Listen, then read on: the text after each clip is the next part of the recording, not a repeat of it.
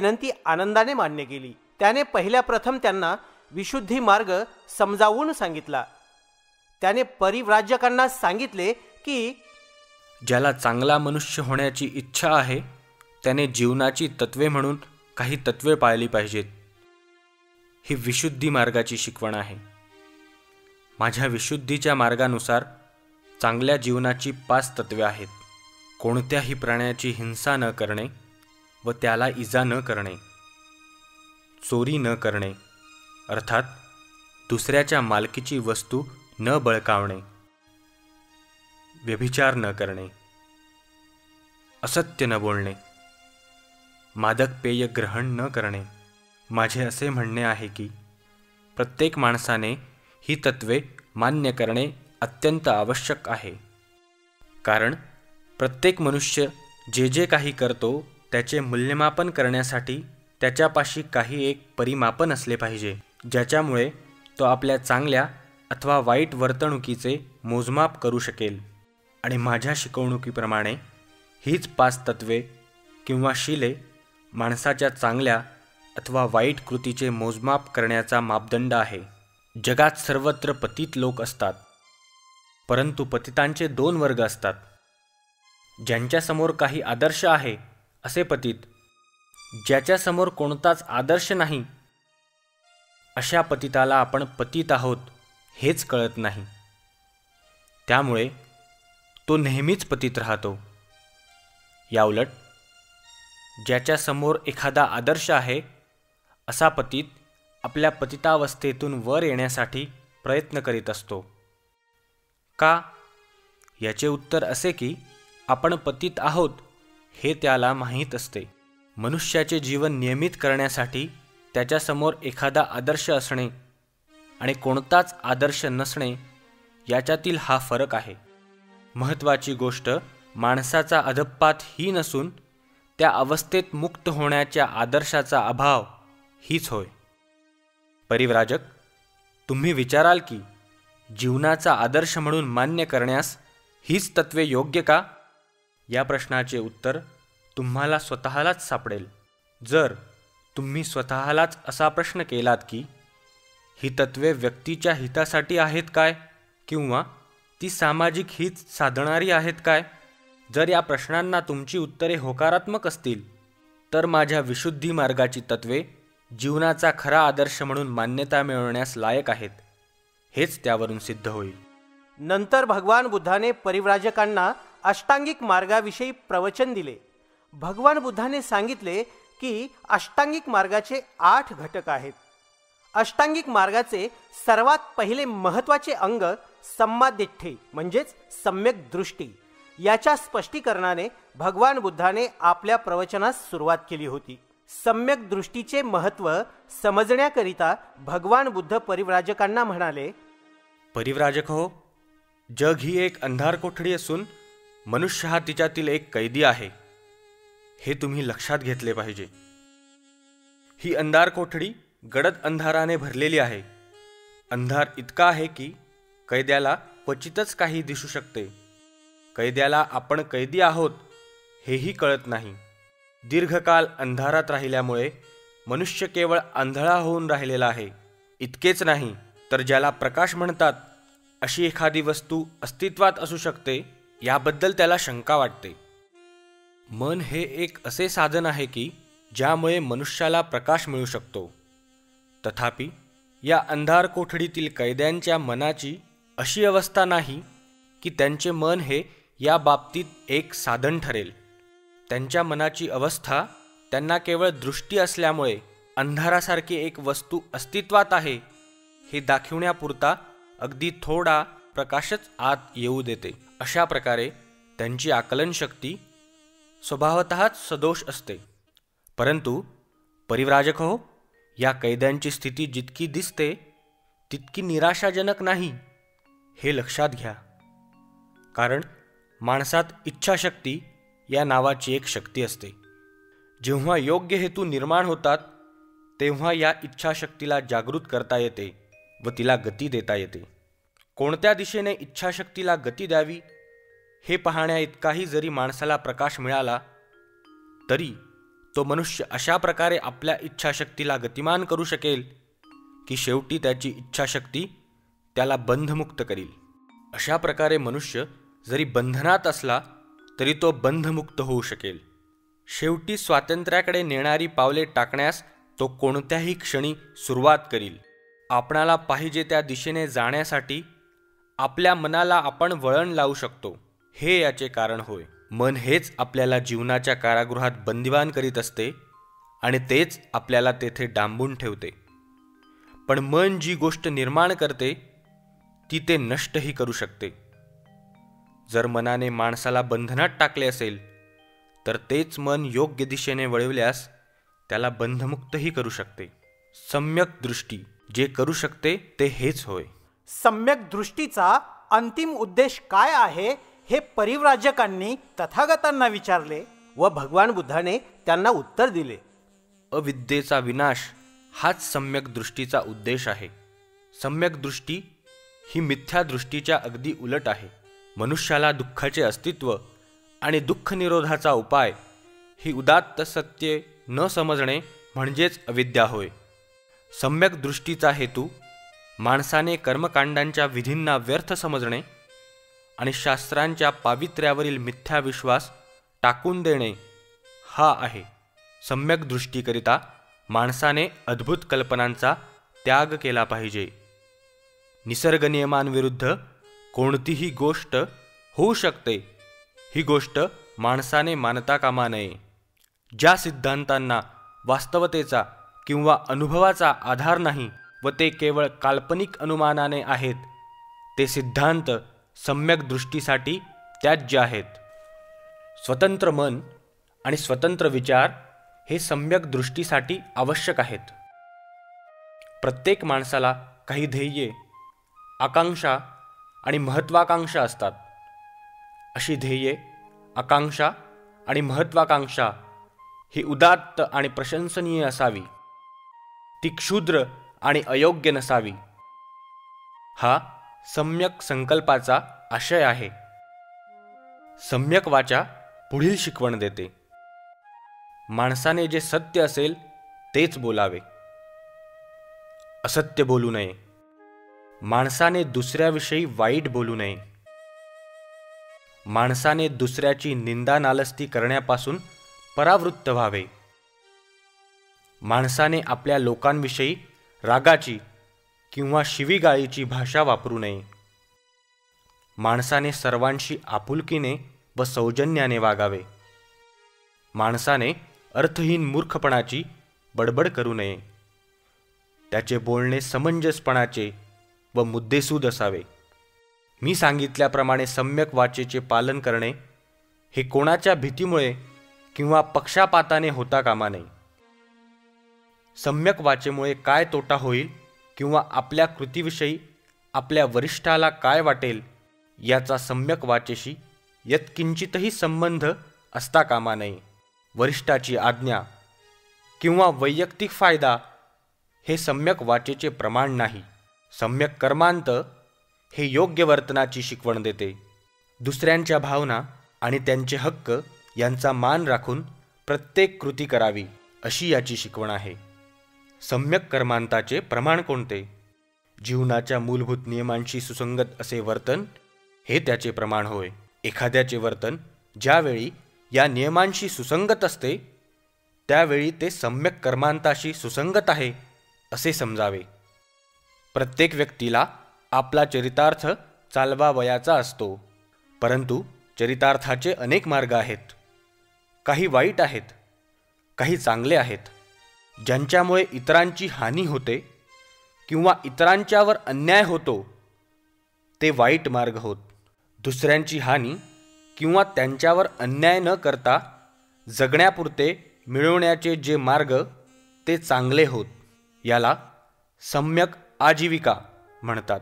सम्यक व्यायाम म्हणजे अविद्या नष्ट करण्याचा प्राथमिक प्रयत्न होय.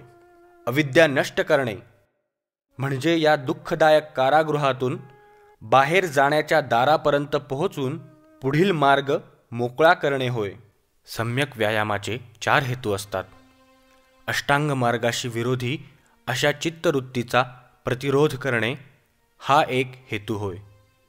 अशा प्रकारच्या ज्या चित्तवृत्ती अगोदरच उत्पन्न झाल्या असतील तर त्या दाबून टाकणे हा दुसरा हेतू होय. अष्टांग मार्गाला आवश्यक अशा चित्तवृत्ती उत्पन्न करण्यास माणसाला सहाय्य करणे हा तिसरा हेतू होय.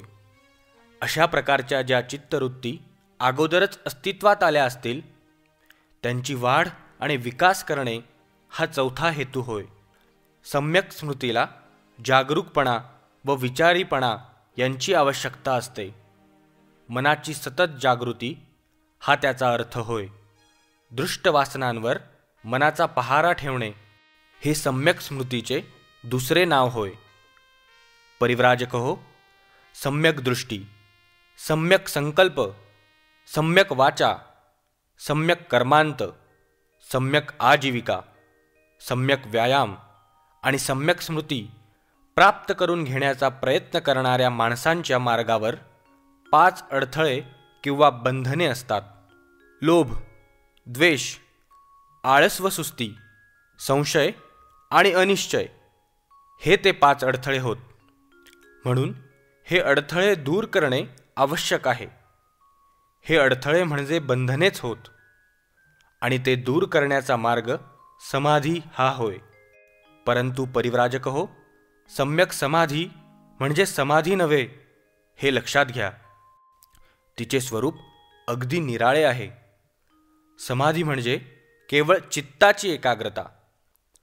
वरील 5 अडथळ्यांना अटकाव करणाऱ्या स्वयंप्रेरित अशा ध्यानावस्थांच्या मार्गावर ती आपल्याला नेते यात शंका नाही. परंतु या ध्यानाच्या अवस्था तात्पुरत्या असतात. त्यामुळे अडथळ्यांना केलेला अटकाव हा देखील तात्पुरताच ठरतो. मनाला स्थायी स्वरूपाचे वळण लावणे हे आवश्यक आहे. अशा प्रकारचे कायम स्वरूपाचे वळण केवळ सम्यक समाधीनेच लावता येईल. समाधीमुळे अडथळ्यांना फक्त तात्पुरता अटकाव होतो, म्हणून ती केवळ नकारात्मक स्थिती होय. तिच्यात मनाला वळण लावले जात नाही. सम्यक समाधी ही वास्तवात्मक असते. ती मनाला एकाग्रतेचे आणि एकाग्रतेच्या काळात कुशल कर्माचा विचार करण्याचे शिक्षण देते आणि त्याला अनुसरूनच अडथळ्यामुळे निर्माण होणाऱ्या अकुशल कर्माकडे आकर्षित होण्याची मनाची प्रवृत्तीही ती नष्ट करते. सम्यक समाधी मनाला चांगल्या गोष्टींचा विचार करण्याची व चांगल्या गोष्टींचाच नेहमीच विचार करण्याची सवय लावते. सम्यक समाधी चांगल्या कृती करण्यास आवश्यक अशीच प्रेरणा मनामध्ये निर्माण करीत असते. नंतर भगवान बुद्धाने परिव्राजकांना शील मार्ग तथा सद्गुणांचा मार्ग समजावून सांगितला. त्याने त्यांना सांगितले की शील मार्ग म्हणजे पुढील गुणांचे पालन करणे होय. शील म्हणजे नीतिमत्ता, वाईट गोष्टी न करण्याकडे आणि चांगल्या गोष्टी करण्याकडे असलेला मनाचा कल. अपराध करण्याची लाज वाटणे, शिक्षेच्या भीतीने वाईट गोष्टी करण्याचे टाळणे म्हणजे शील. शील म्हणजे पापभीरुता. नैष्कम्य म्हणजे ऐहिक सुखाचा त्याग, स्वार्थाची किंवा परतफेडीची अपेक्षा न करता दुसऱ्याच्या भल्यासाठी स्वतःची मालमत्ता, रक्त आणि देह अर्पण करणे. इतकेच नव्हे तर प्राणत्याग करणे म्हणजेच दान होय. वीर्य म्हणजे योग्य प्रयत्न. हाती घेतलेले काम यत्किंचितही माघार न घेता अंगी असलेल्या सर्व सामर्थ्यानिशी पूर्ण करणे म्हणजे वीर्य. शांती म्हणजे क्षमाशीलता. द्वेषाने द्वेषाला उत्तर न देणे हे याचे सार होय. कारण द्वेषाने द्वेष शमत नाही, तो फक्त क्षमाशीलतेनेच शांत होऊ शकतो. सत्य म्हणजे खरे. माणसाने कधीही खोटे बोलता कामा नये. त्याचे भाषण हे सत्यच असले पाहिजे. ते सत्याखेरीज दुसरे काहीही असता कामा नये. अधिष्ठान म्हणजे ध्येय गाठण्याचा दृढ निश्चय. करुणा म्हणजे सर्व मानवाविषयीची प्रेमपूर्ण दयाशीलता. मैत्री म्हणजे सर्व प्राण्यांविषयी, मित्राविषयीच नव्हे तर शत्रूविषयी देखील, मनुष्य प्राण्याविषयीच नव्हे तर सर्व जीवमात्रांविषयी बंधुभाव बाळगणे. उपेक्षा म्हणजे औदासिन्याहून निराळी अशी अलिप्तता, अनासक्ती, आवड किंवा नावड नसलेली ती एक मनाची स्थिती होय. फलप्राप्तीने विचलित न होणे, परंतु निरपेक्षतेने सतत प्रयत्न करीत राहणे म्हणजेच उपेक्षा. आपल्या कुवतीनुसार प्रत्येकाने या सद्गुणांचे पालन केले पाहिजे, म्हणूनच त्यांना पारमिता असे म्हणतात. बुद्धाने आपला धम्म आणि त्यातील विषय समजावून सांगितल्यानंतर परिव्राजकांना विचारले, व्यक्तिगत शुद्धी हा जगातील चांगल्या गोष्टींचा पाया नाही काय? त्यांनी उत्तर दिले, आपण म्हणतात ते बरोबर आहे. बुद्धाने विचारले, लोभ, क्रोध, अज्ञान, प्राणहत्या, चौर्य, व्यभिचार आणि खोटे बोलणे यामुळे व्यक्तिगत शुद्धीचा पाया ढासळत नाही काय? या वाईट गोष्टींवर ताबा ठेवता यावा म्हणून व्यक्तिगत शुद्धीकरिता चारित्र्याचे सामर्थ्य वाढविणे आवश्यक नाही काय? माणसांमध्ये जर व्यक्तिगत शुद्धी नसेल तर तो चांगल्या गोष्टी करण्यास साधनभूत कसा होऊ शकेल? आणि परिव्राजक म्हणाले, आपण म्हणतात ते बरोबर आहे. आणखी असे की दुसऱ्यांना गुलाम करण्यात किंवा त्यांच्यावर सत्ता गाजवण्यात लोकांना हरकत का वाटत नाही? दुसऱ्याचे जीवन दुःखी करण्यात त्यांना काही का वाटत नाही? माणसे एकमेकांशी सदाचाराने वागत नाहीत, हेच त्याचे कारण नव्हे काय? त्यांनी उत्तर दिले, बरोबर आहे. जर प्रत्येकाने अष्टांग मार्गाचा सम्यक दृष्टी, सम्यक संकल्प, सम्यक वाचा, सम्यक आजीविका, सम्यक कर्मांत, सम्यक व्यायाम, सम्यक स्मृती आणि सम्यक समाधी यांचा थोडक्यात सदाचार मार्गाचा अवलंब केला तर एक माणूस दुसऱ्या माणसावर करीत असलेला अन्याय आणि अमानुषपणा दूर होणार नाही काय? त्यावर ते म्हणाले, आपण म्हणतात ते बरोबर आहे. शील किंवा सद्गुणांच्या मार्गाचा उल्लेख करून बुद्धाने विचारले, गरजू आणि गरीब लोकांचे दुःख नाहीसे करण्यासाठी आणि सर्व लोकांचे कल्याण करण्यासाठी दान आवश्यक नाही काय?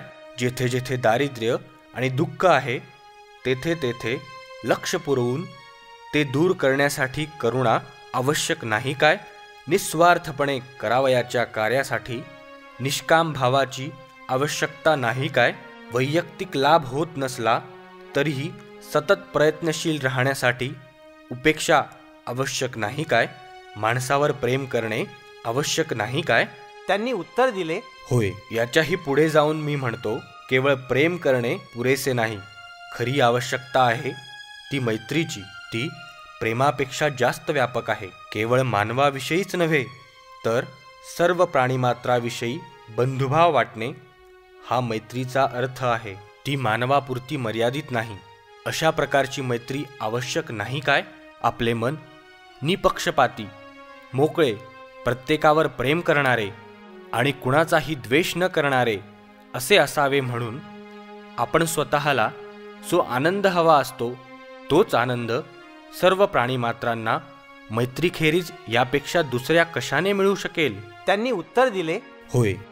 परंतु या सर्व सद्गुणांच्या आचरणास प्रज्ञेची, बुद्धीची जोड दिली पाहिजे. बुद्धाने विचारले, प्रज्ञा आवश्यक नाही काय?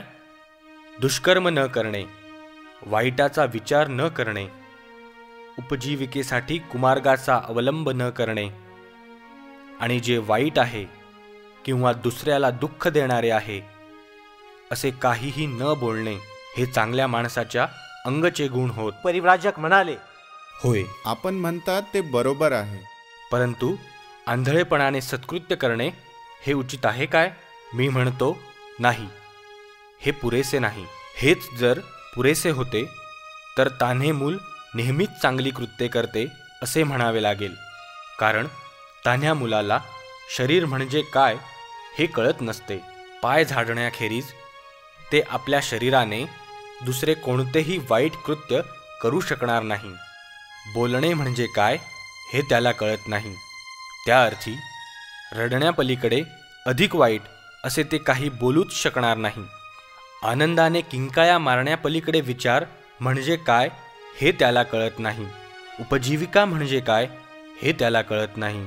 त्या अर्थी आईचे स्तन चोखण्यापलीकडे जगण्याचा दुसरा कोणताही वाईट मार्ग ते अवलंबू शकणार नाही. प्रज्ञेच्या कसोटीला सद्गुण मार्ग उतरला पाहिजे. म्हणून समज आणि बुद्धी हेच प्रज्ञेचे दुसरे नाव आहे. प्रज्ञापारमिता